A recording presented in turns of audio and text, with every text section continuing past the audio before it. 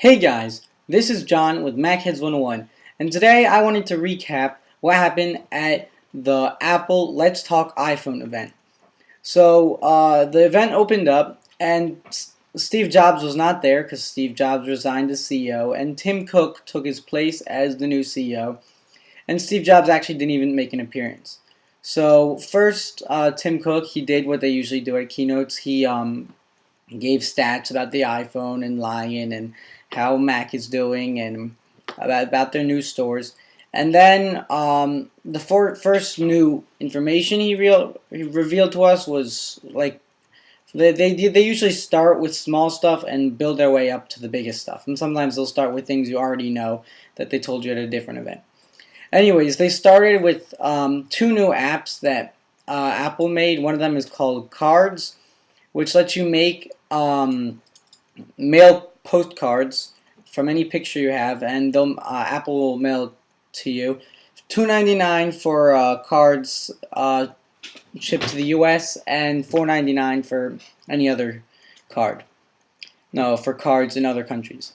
Their other app was called Find My Friends, and it does what it sounds like. It uses GPS and it finds your friends who also use iOS devices if they allow you to, if they share their location with you.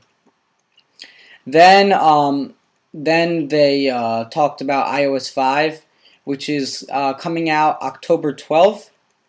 And Apple already made a keynote about iOS 5, but just to remind you guys, the main new features of iOS 5 are that it's wireless. So like even when you buy your phone, you won't need to like connect to iTunes, and there's nothing that can only be done by connecting your phone to your computer. So you can do your songs wirelessly. You can do everything. So it's like maybe it might be more efficient to do things with a wire, but theoretically it is wireless, I guess.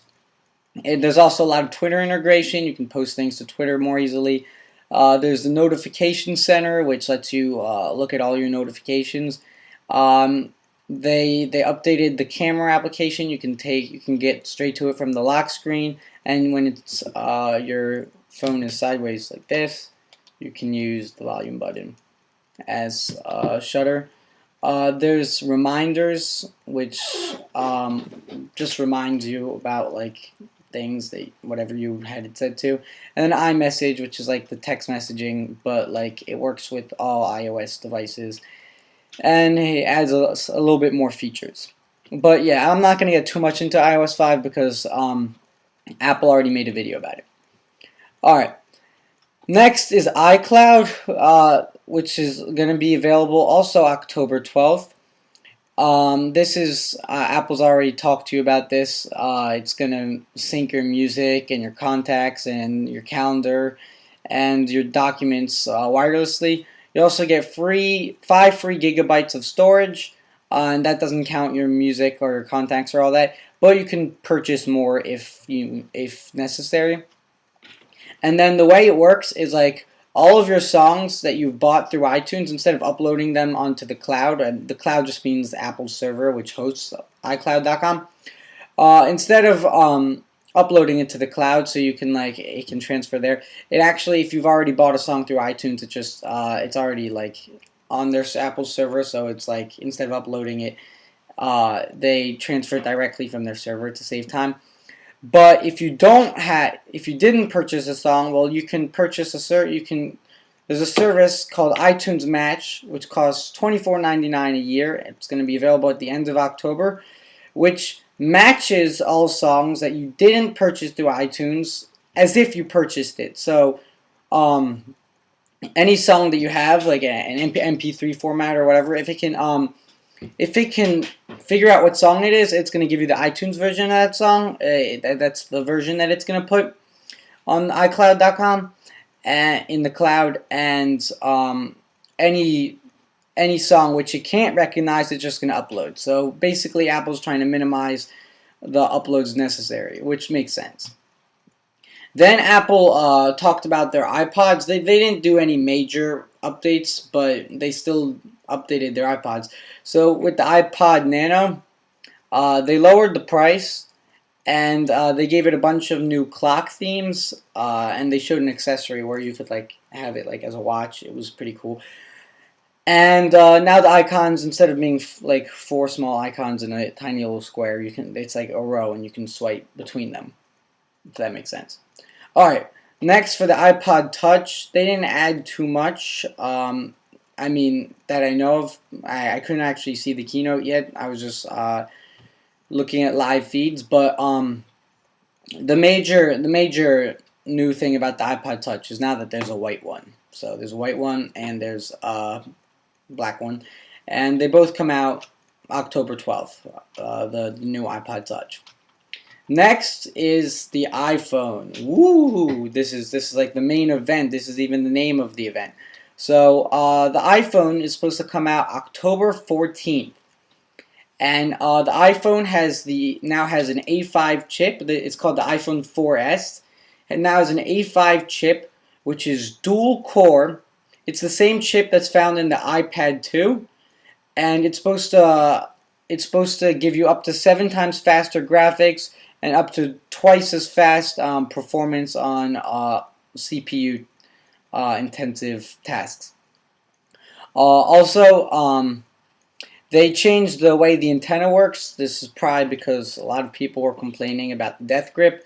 So now it actually can switch back and forth between the antenna, it can what it can transmit, what it receives.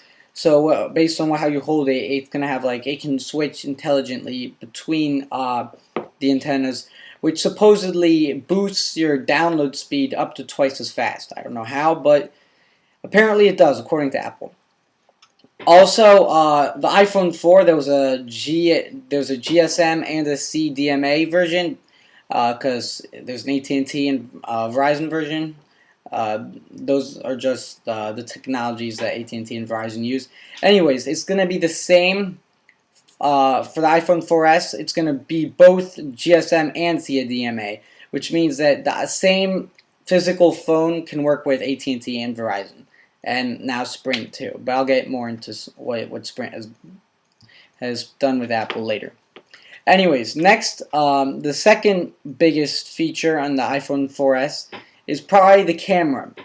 The camera is now 8 megapixels, which is it can take pictures by 3264 by 2448, something like that.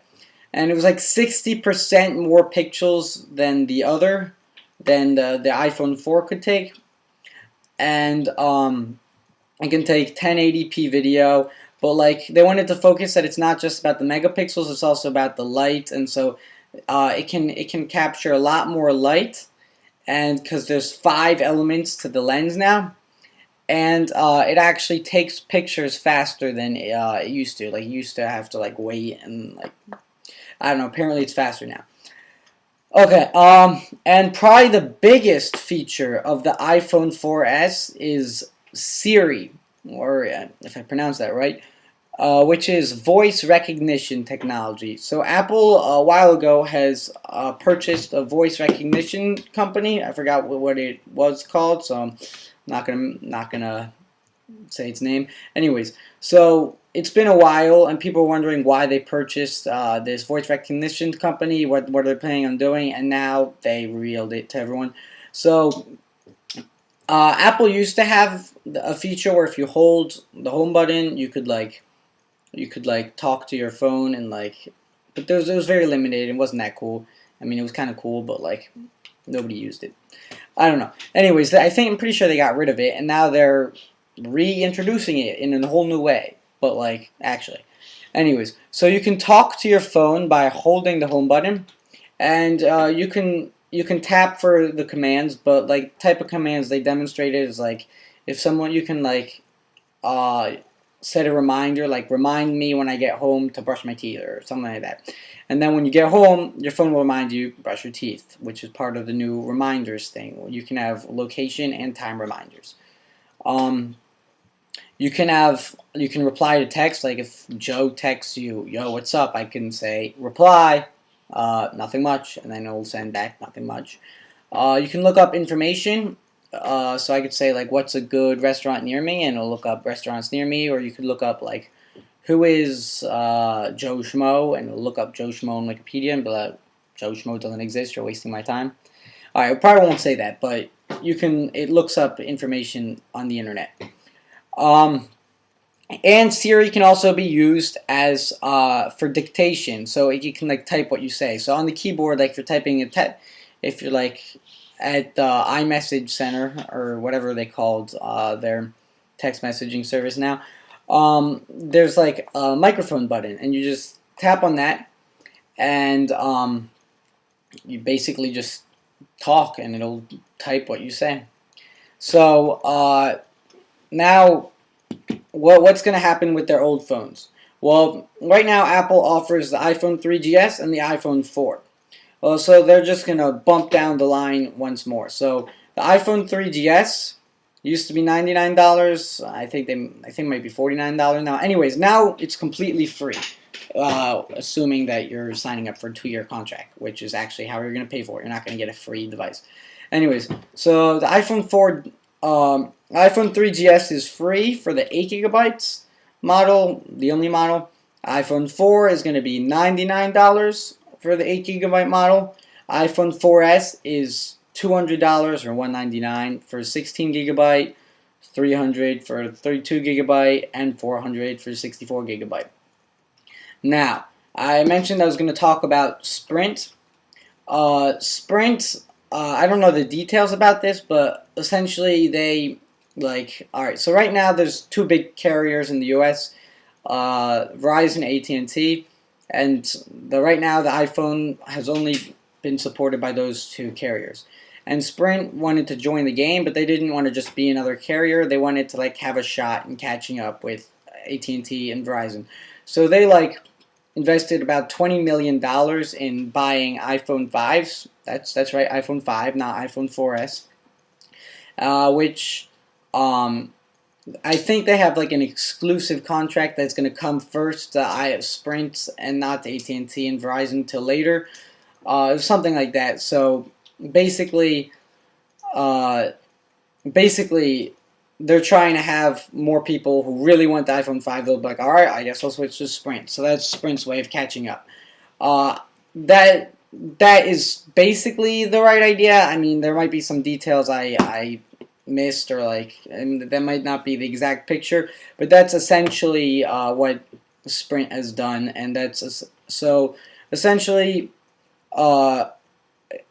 according to rumors at least, the iPhone 5 is supposed to come out sometime in the first quarter of 2012, and it's going to come first to Sprint exclusively, and then it'll join AT&T, Verizon later.